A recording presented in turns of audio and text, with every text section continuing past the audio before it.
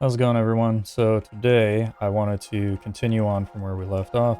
We had a day-night script going in here. I mentioned that I was going to show you how I set up my actual server scripts as well as some local scripts just to get that going. We'll probably just do the server scripts in this one just to keep the video a little shorter.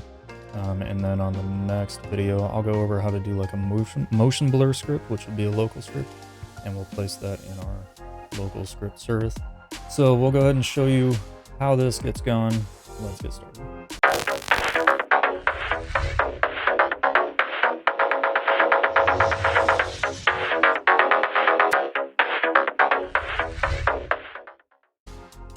Okay, so last time we left off, I had done this DayNightCycle script. Difference of my DayNightCycle script versus another normal one is that we can basically choose how long our day length is by just entering in a number of minutes. Just makes it a little simpler that way. This is unnecessary to know or to even have this script to do anything we're going to be doing today. I just wanted to have something to place into the way that I work things out. So this all actually comes from a really intelligent guy on YouTube called Suphi. I have linked his channel in the description below the video. I might even put a card up here. Really smart Roblox scripting stuff coming from his channel. I highly recommend checking him out. He's a big part of me figuring out how to bridge the gap between my other non-Lua or Lua U, whatever Roblox uses.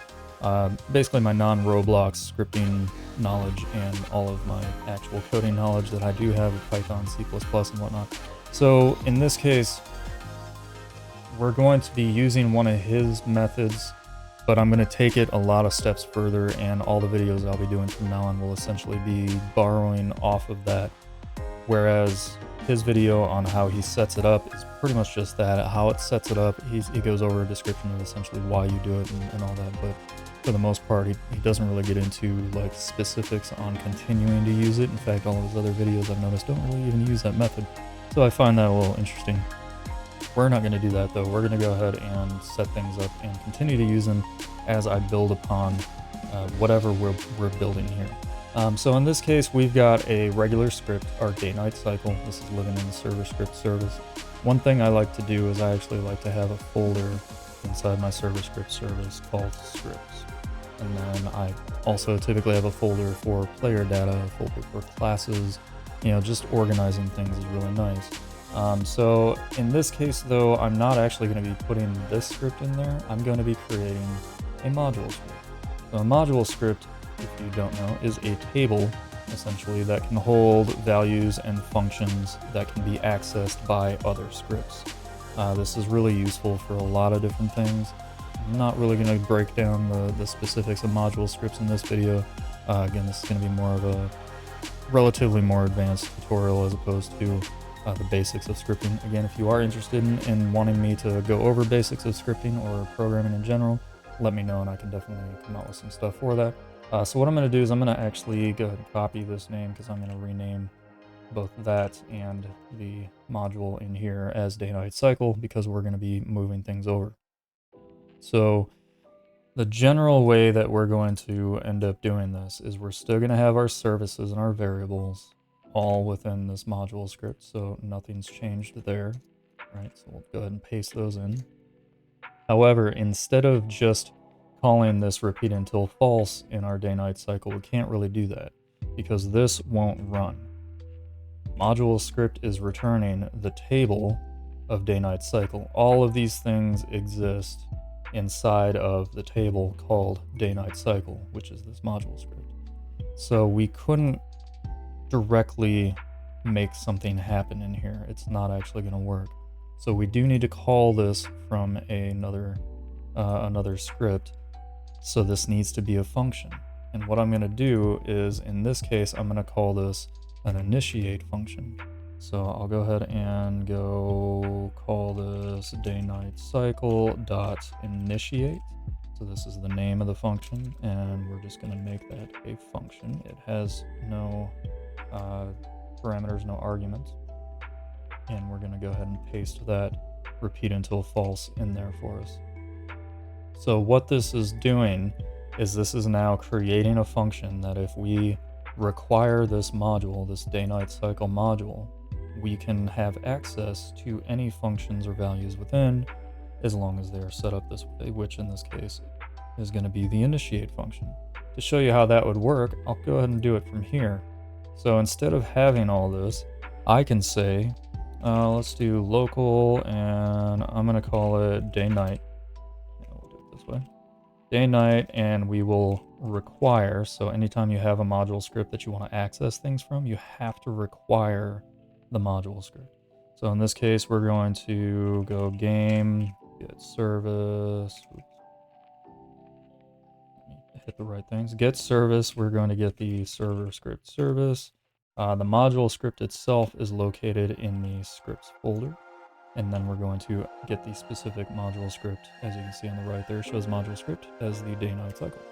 So now we have access to the day-night-cycle. So if I just type in day-night, right, and access this variable, and you can see it's showing the day-night-cycle, we can hit period, and we have access to that initiate function that we had in there.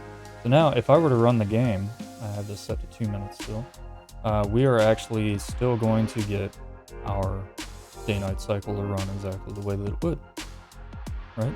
And that's fine. That works perfectly fine that way. Why you would do it that way, well, with this single script, you could require a bunch of different module scripts and run all of their initiate functions or whatever functions they might need to do. And you could set them all up in the order that you want. However, that sounds like it's repeating a lot of things, and in coding, you should never repeat yourself. So instead, what we're going to do is we're going to turn this day-night-cycle script into a global server script. If I can spell server script. All right, so what this script is going to do is it's first going to loop through everything in our server script service. So if you don't know, these are going to be children of server script service. So if we do just get children, it's only going to get the scripts folder and the global server script, but we want to access any module scripts that we find.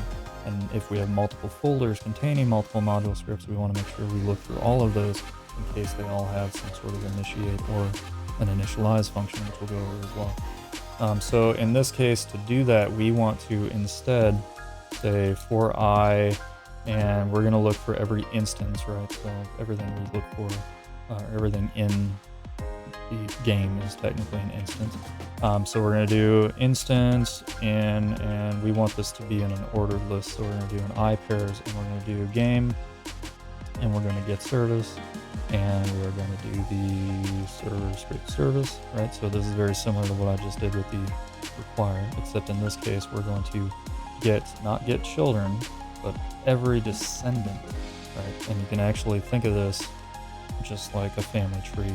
So every descendant of server script service is the scripts folder, the children of the scripts folder, which is the day-night-cycle. If the day-night-cycle had a child script or instance of some sort, it would also be a descendant of the server script service, right, and so forth. So that's going to find everything that is located in our server script service, and we're going to basically go through these and check if it is a module script. Easiest and most efficient way to check if something is a module script is to eliminate the things that aren't, if that makes sense. So we're going to say if the instance.class name, and if you're unfamiliar with what the class name is, so anything that you have selected in the properties window, you can see outside of the quotations, right? The quotation marks is the name. So if you did instance.name, in this case it would be global server script. But the class name is whatever class it is. In this case, it is the script, right? So this one would be a module script. This is a folder, for example. A part would be a part, obviously. So we are looking specifically if it is not a module script, right? So we want to say if the class name is not equal to, and in quotations, so it's a string here, we're going to say module script. So if it is not a module script, then we're just going to continue and end. So that skips through very quickly anything that's not a module script. However, if it is a module script, it's going to move on to this next line before it loops to the next thing. And what we're going to do is we're going to actually add every single module script that we find into a table.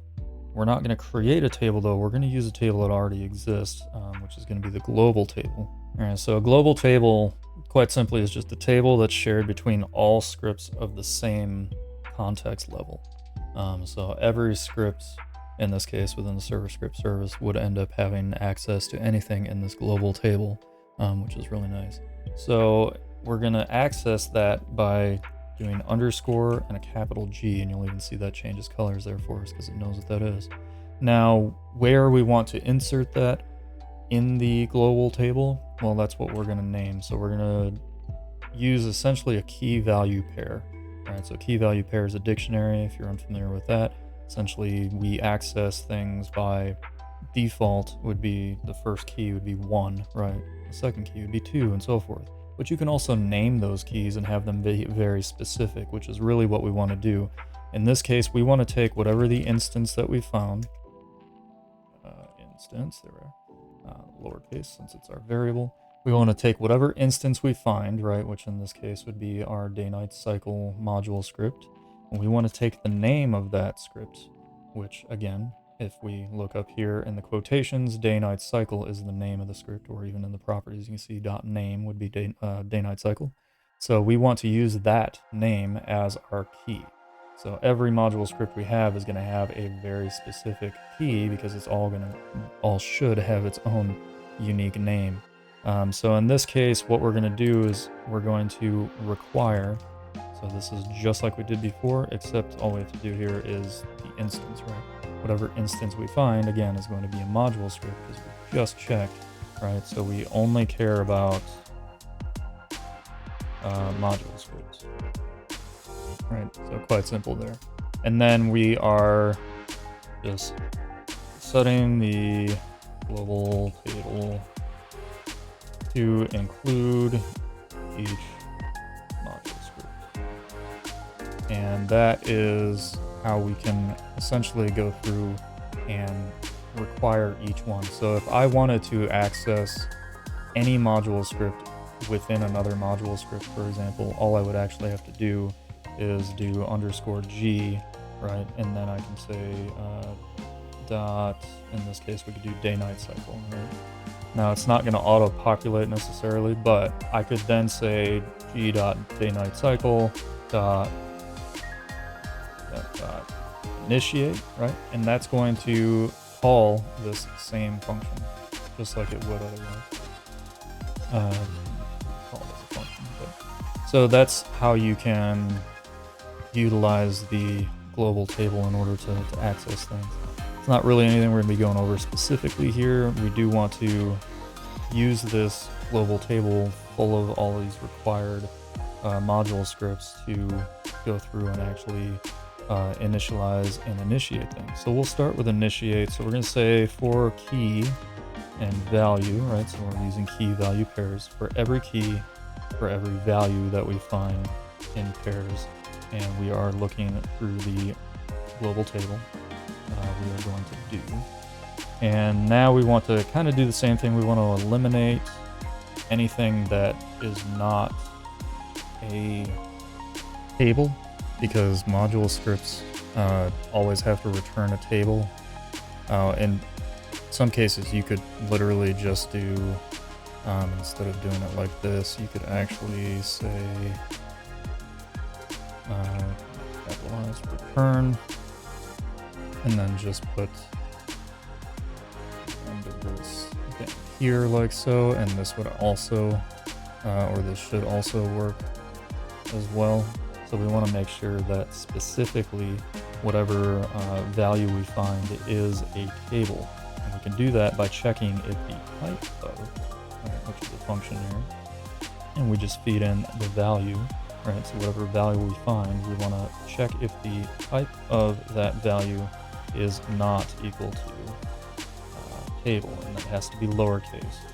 It's just the way that types work on there. Then again, we're going to continue, and so that single line there, again, just skips through anything that's not a table. We don't have to worry about it.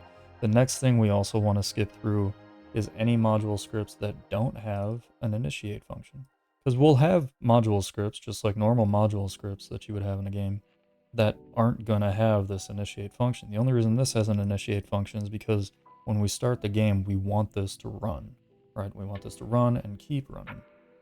Now I'll show you a problem that we can come across if we run this the normal way. But so we want to check if the value dot initiate, because if you recall, that's how I called the initiate function, right? So in this case, the value would be DayNightCycle. So if DayNightCycle dot initiate, which is currently a function, if it exists, we want it to run that function. If it doesn't exist, we're going to get a nil value returned. So if it's nil, then continue and end. So very similar to the line above it there. Basically, we're skipping through anything that doesn't have an initiate function, which means that we're going to pass through anything that is a normal module script, that is a table module script, but it doesn't have an initiate function.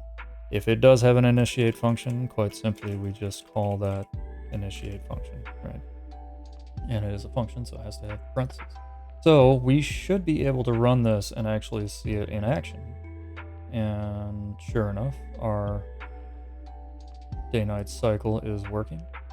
Sun is moving down, shadows moving across the ground, so you can see it actually working there. And this is still set to that 2-minute day length. Now, the reason this is working is because we've just called this function, right? Just called it. It went through. We only have that one script in our server script service as a module function, which brings up the other thing.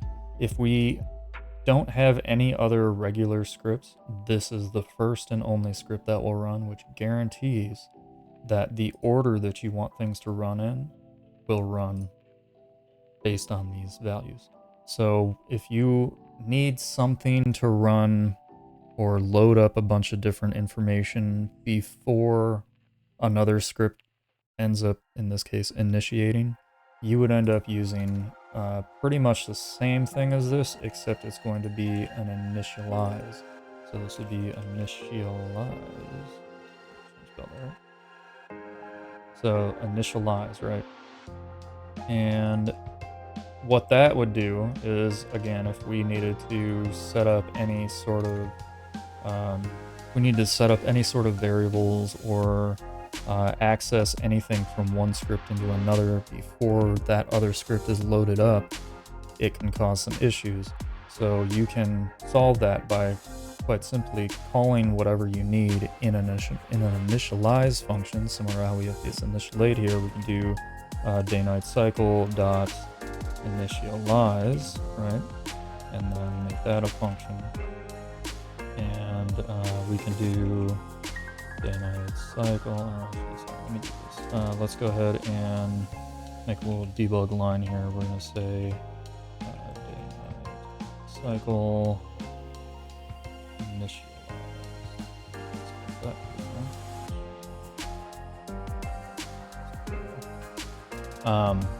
And then we would initiate, and you'll see that these obviously go the way that they're going to go, in the order that they're going to go in.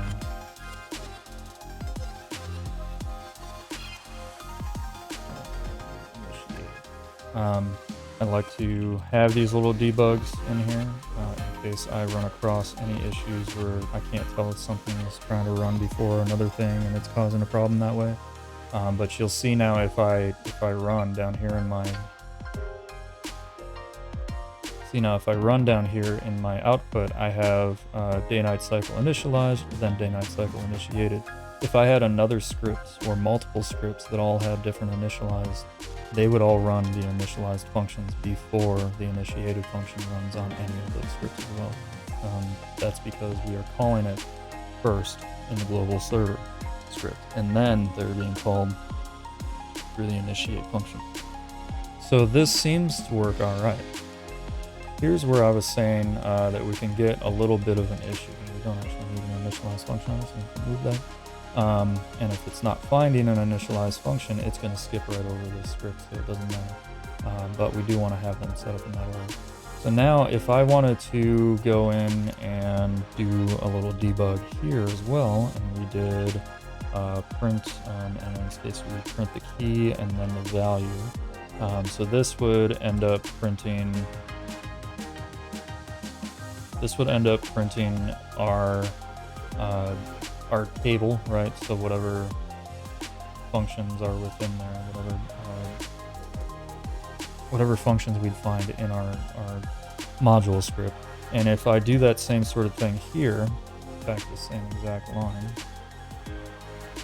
we can go ahead and see if I run this, that we get our DayNightCycle initiated, but we're not getting our key value pair printing. Why is that? Well, quite simply because when it's running this function, we are repeating until false. You'll notice that I put this initiated up before the repeat until false, because this will continue running forever. And this will not allow anything to run after it, which means when we're here and we are running that function, this is never going to run. So how do we get through that? How do we make it push past that? Well, quite simply, we have to use coroutines. So coroutines basically allow you to perform multiple tasks at the same time within the same script. So this allows you to kind of push through, especially with the wrap that we're going to use. It allows you to push through running a function. It basically starts running that function and then says, I have other things I need to do. So I'm going to move past that, let that function run, and on a different process, go ahead and start running whatever else needs to be run. In this case, cycling through the rest of our values, or specifically in this case, printing this key value pair. So how do we do that? So we're going to take our value.initiate function here. I'm going to go ahead and cut that, and we're going to go ahead and wrap that in a coroutine. So we're going to say coroutine.wrap, and you'll see there creates a new coroutine and returns a function that, when called, resumes the coroutine. Calls the function, says, I got other things I got to check to do. I'm going to move on from here. So we are going to just build a little function in here. We're going to paste our initiate value in there. So now when I run this, so this coroutine.wrap is also actually a function. So we need to make sure that we put our parentheses at the end of that. So the wrap is taking in this function as its value, but then it is itself a function that we want to run. So we have to put that in there. Now, when we go ahead and run this, you'll see that our DayNightCycle is still working, right? Our sun is still moving here. We also get our DayNightCycle initiated print value, which we have right here. And then we're also getting the key value pair debug print value here, which is returning our DayNightCycle module script and showing us our table for that DayNightCycle script, which includes the function of initiate. So this basically just allows us to place everything where it needs to be, let it run the way that we need to run it. Again, this is something that becomes much more apparent and much more efficient, and just in general way better once you actually get to using multiple module scripts in this way. And it turns out that we're going to set up every script that we use within our server script as a module script. That way we're not actually overriding or trying to fight the system on what's going to run first, our global server script or some other script that we have in there. It's always going to be the global server script is going to run first, which is going to run through things. So if you need to have something happen before any of these things happen, you can have it happen within the global server script if you really need to. If you need to have something happen directly after that, you could put that after that if you need to as well. We don't really have a use case for that right now. So I'm going to go ahead and I'm going to comment out my debug lines here real quick, just to make sure that we're not getting a messy output log. And that's going to basically do it for this one. So as I mentioned, this takes care of how we can do our server scripts. I will talk about how we're going to do our local scripts as well. Local scripts, of course, run on the client side. This doesn't work exactly the same, but it does work very, very similarly. So we'll go over that in the next video. If you liked this, please leave a like, subscribe, comment, all that. Let me know if there's anything you think I'm doing well, if there's things I'm not doing well enough, not describing things enough, not going through, trying to keep the videos somewhat short so that we can get through them and move on to the next one. Speaking of which, I will catch you guys next time.